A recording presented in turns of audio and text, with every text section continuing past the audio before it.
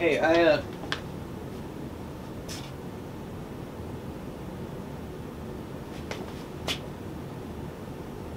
Hello? Where is everybody?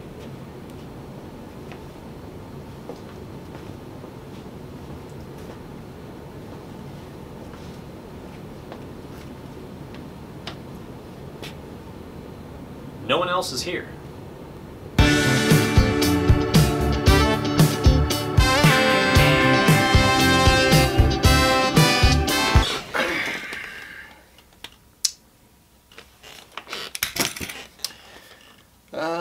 Hello, and welcome to the show. My name's Kinsey, and I guess I'm going to be your host today. We've got some wonderful things lined up. We did. But we're going to have a great show regardless if anyone else shows up. There was an announcement we were supposed to make today. And it's pretty important, so I might as well get it going here. Happy birthday! Now, in the honor of a birthday, usually there's some singing. So here we go. Happy birthday to you. Happy birthday to you. Happy birthday. You know who you are. Happy birthday to you.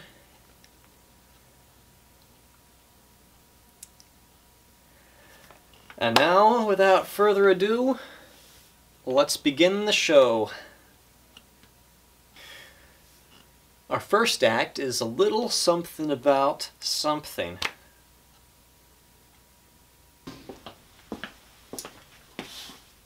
Hello. I've got a story to tell you. The other day, I was eating lunch with a friend.